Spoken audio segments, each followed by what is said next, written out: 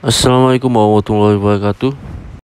Kali ini saya sedang melakukan servis PT di Yamaha Aerox terbaru ya. Ini Aerox terbaru dan kendala pada PT ini ada kebocoran ya. Mungkin dari seal crankshaft atau seal gearbox ya teman. Dan saat kita pakai pun udah nggak nyaman ya. Ini tarikan jadi berat. Jadi semacam slip dari pengakuan dari konsumennya ya teman-teman.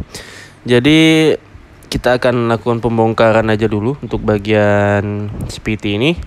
Dan buat teman-teman yang ingin bongkar SPT ini di rumah bisa ya teman-teman. Teman-teman cuman siapkan aja obeng plus untuk buka filter udara dan obeng plus yang agak besar ya teman-teman untuk buka koper SPT yang plastik. Lalu siapkan juga T8, T10. Lalu ketika teman-teman ada impact, bisa menggunakan impact untuk membuka puli depan dengan mur 17 dan puli belakang dengan mur 24 ya teman-teman. Oke, kita bongkar aja dulu untuk bagian koper SPT dan komponen-komponen bagian SPT-nya.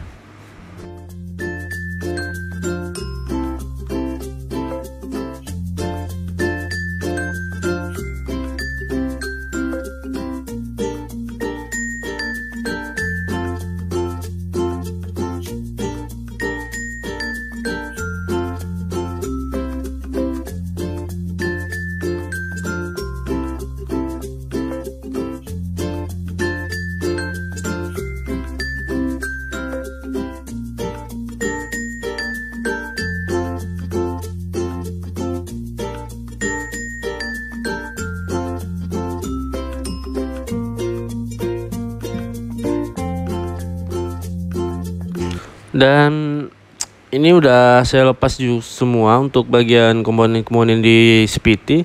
Dan ini kondisi crankcase-nya ya. Ini juga kotor banget sih untuk bagian crankcase dan oli itu berceceran di mana-mana ya.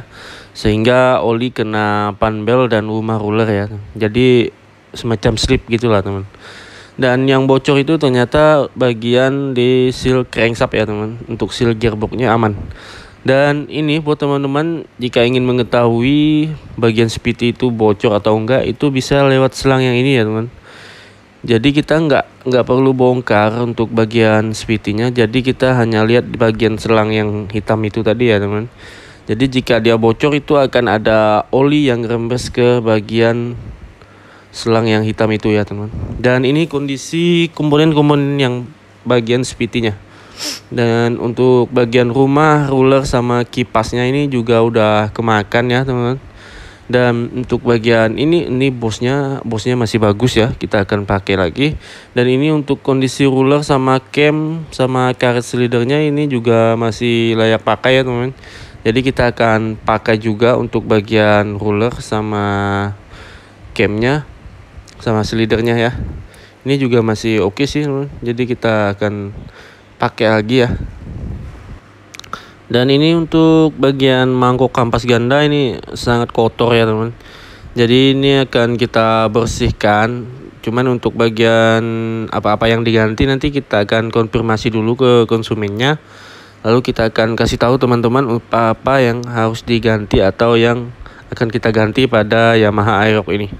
Dan ini teman-teman ya, ini Yamaha Aerox ini juga keluhan pada konsumennya itu tadi dia bilang itu bergetar saat pagi hari ya, saat mau kita jalan pertama itu gredek ya teman. Jadi solusinya saya akan mengganti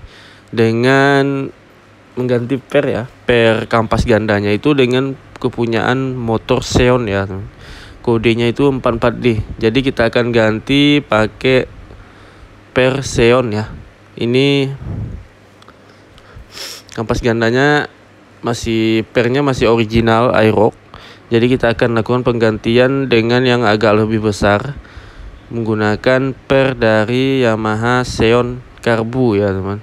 Simak aja untuk proses pemasangannya.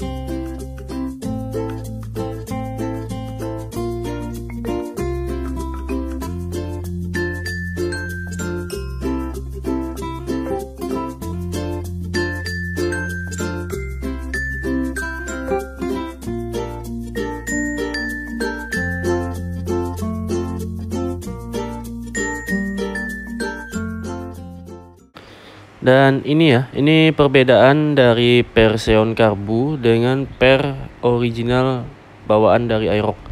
Kalau yang putih itu per Xeon Karbu ya, kode 44D ini. Dan yang agak ada list biru itu kepunyaan Aerox ya.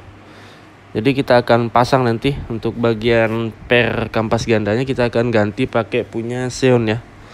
Dan apa-apa aja yang kita ganti itu, ini roller juga kita ganti ya teman-teman, karena konsumen minta diganti untuk bagian rollernya. Dan ini untuk bagian kipasnya ya teman, kipasnya kita ganti. Dan untuk bagian rumah roller juga kita ganti ya teman, kita lakukan penggantian juga untuk bagian rumah roller sama kipasnya itu kita ganti sama per ya. Dan untuk bagian seal juga kita ganti. Dan untuk komponen-komponen yang di bagian seperti ini jangan lupa untuk dibersihkan dahulu ya teman. Jadi kita bersihkan semua komponen lalu barulah kita pasang kembali. Dan ini untuk proses pemasangan per kampas ganda ya. Kita akan rakit kembali untuk kampas ganda ini. Oke ya teman, proses saja untuk pemasangannya.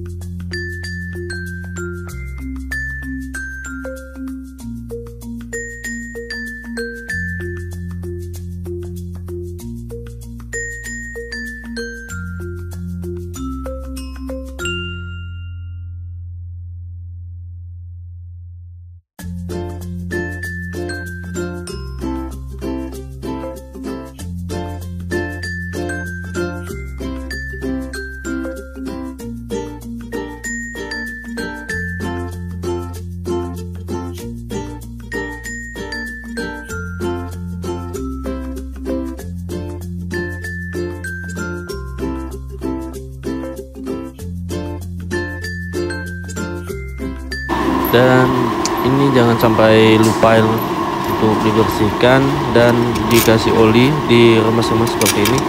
Itu tujuan untuk memperhambat kotoran masuk ke dalam ruang spiti ya teman. Jadi kotoran hanya nempel di bagian luar tapi nggak masuk ke bagian dalam. Oke ya, kita tes hidup dulu.